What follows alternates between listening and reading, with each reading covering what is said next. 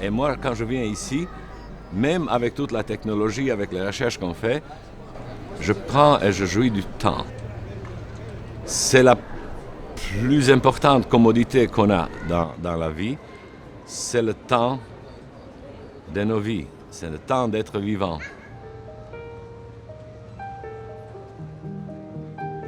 Et ce temps est biologique. Pour une souris, c'est 3 ans maximum. Pour un petit ver, c'est 18 jours. C'est toute sa vie. C'est comme pour vous et moi, 100 ans. Nos petites vies ont leur propre horloge sur laquelle on aimerait bien intervenir pour notamment gagner du temps. On sait bien qu'en France, les derniers 30 ans, à tout âge, la mortalité a baissé chaque année, de façon progressive. On ne sait pas pourquoi. Qu'est-ce qu'on fait bien que chaque année, on vit 3 mois de plus? Si on savait la chimie de ça, on devait la concentrer, condenser et prolonger la vie plus vite que 3 mois par an, ce qui est déjà pas mal. On a cherché dans la nature les organismes qui sont résistants à la mort ou qui sont résistants au temps. Ça veut dire qu'ils ne vieillissent pas. Et il y en a des deux. Hydre, une petite méduse, ne vieillissent pas si elles ne se font pas manger par quelqu'un. Aussi, il existe des organismes qui sont résistants à la mort. Par exemple, de se faire irradier aux rayons gamma à 1 million de rad, nous sommes tués par 100-200 rad, et de survivre à 100%, il faut se demander, mais comment font cet organisme?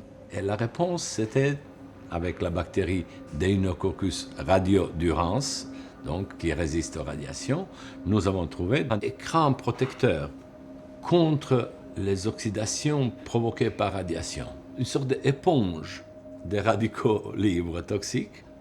Si ces radicaux sont attirés vers cette petite molécule, les protéines et l'ADN sont protégés. On a l'espoir qu'il y a une cause commune de toutes les maladies liées à l'âge, et ça, c'est le dégât aux protéines, que cette chimie est commune à la maladie d'Alzheimer et à un cancer intestinal, aussi différent qu'il soit. Donc, si nous, on peut agir sur cette cause commune, on va prolonger la jeunesse par suppression des maladies chroniques qui nous tuent, finalement. Et c'est ça ce qui nous excite, qui nous pousse à travailler, à vouloir faire plus vite, parce que c'est un défi formidable de faire ce que la vaccination et l'hygiène a fait pour les maladies infectieuses, d'avoir éliminé plus que 90% de mortalité, de le faire pour les maladies non infectieuses. Ça serait fantastique, n'est-ce pas?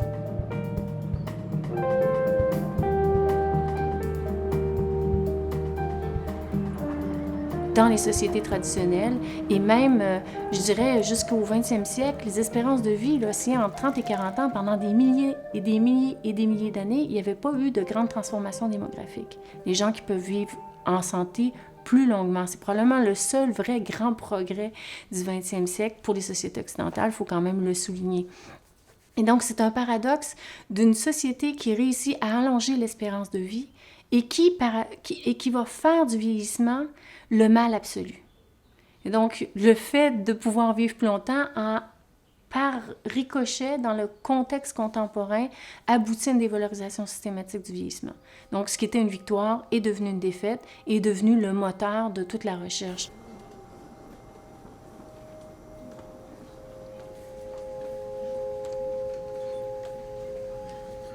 Ce qu'il est en train de faire, c'est de savoir si un mutant particulier a une durée de vie augmentée, par exemple. Ce qu'on fait, c'est qu'on compare chaque jour, on prend 100 vers normaux et 100 vers mutants, et on compte tous les jours lesquels sont encore vivants. C'est assez simple comme procédure. Et ensuite, il y a des méthodes pour trouver quel était en fait le gène qui a été altéré, qui permettent à ces animaux de vivre vieux. Et donc maintenant, on a à la fois une souche qui vit vieux, dont on étudie la physiologie pour comprendre comment ça se fait qu'elle vit vieux, et on connaît même le défaut, la différence moléculaire au niveau du génome qui qui a créé ces différences physiologiques qui permettent aux animaux de vivre plus vieux.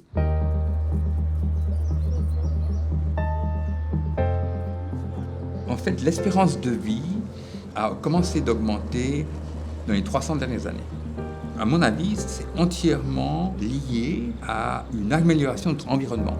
On vit dans des maisons bien construites qui sont chauffées l'hiver, qui sont refroidies l'été. On mange des produits frais, non contaminés. On travaille bien moins fort, de façon bien moins stressée que les gens de la génération précédente. Ce qui est fascinant, c'est que cette augmentation de la durée de vie moyenne, pour le moment, c'est encore complètement une ligne droite. On ne voit pas encore le bout de cet effet.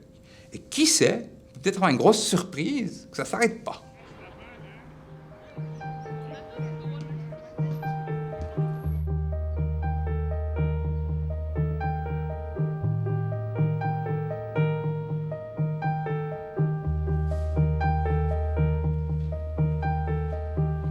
Ces vers qui sont microscopiques, qui font la taille d'une virgule dans une phrase, c'est-à-dire 1 millimètre. Donc ces petits vers-là, ce qui se passe quand ils naissent, ils vivent environ 3 semaines avant de mourir de vieillissement.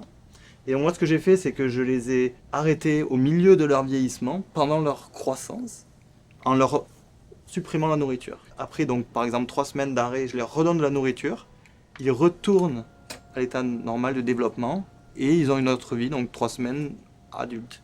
Donc c'est comme 2 périodes de vieillissement qui se passent dans une vie, avec entre les deux une période où ils récupèrent, donc c'est-à-dire qu'ils effacent les marqueurs de vieillissement. Et donc j'essaie de comprendre quels sont les mécanismes biologiques, les gènes qui régulent ces marqueurs.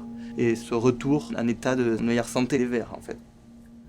Récemment, il y a eu des résultats vraiment très impressionnants chez la souris, qui ont montré que quand on prend une vieille souris et on lui donne le sérum d'une jeune souris, elle montre des signes de rajeunissement. Si ces résultats sont si prometteurs chez la souris, pourquoi est-ce qu'on ne les testerait pas chez l'homme ? Eh bien, ils sont encore en cours de test à l'université de Stanford. On attend les résultats et ils ont testé chez des patients qui souffrent d'Alzheimer pour voir si tout simplement du sérum de personnes plus jeunes allait leur permettre de mieux récupérer ou de mieux vivre avec leur maladie. Et peut-être même de les guérir. On ne va pas se mettre à aller ramasser le sang de jeunes personnes tous les jours, donc ça serait peut-être intéressant de comprendre quelles sont les hormones, les molécules, etc., tout ce qu'il y a dans le sang qui donne cet effet, pour ensuite le donner sous forme de médicaments, tout simplement. J'espère que mes recherches permettront de comprendre un peu mieux comment est-ce que les cellules peuvent, quand elles sont en mauvaise santé, tout d'un coup, décider de rallumer leur mécanisme de réparation et elles-mêmes se remettre en bonne santé. En fait, c'est ce qui se passe. C'est la différence entre une cellule jeune et une cellule vieille. La cellule jeune se répare en permanence et la cellule vieille arrête de se réparer. Aujourd'hui, la grande question, c'est est-ce que toutes ces recherches qui ont été faites et qui sont faites aujourd'hui vont aboutir à un traitement pour peut-être le diabète, peut-être le diabète lié à l'âge ou les maladies du cerveau comme Alzheimer. Eh bien, les gens qui sont aux manettes et qui donnent les budgets parce que ça coûte excessivement cher de faire des recherches pour trouver des médicaments, les recherches vraiment pour aller chez l'homme, donc les industries pharmaceutiques, etc., commencent à vraiment s'intéresser à ce domaine de recherche, notamment avec l'ouverture de cette compagnie qui s'appelle Calico, dont Google a investi une partie, détient une partie des capitaux.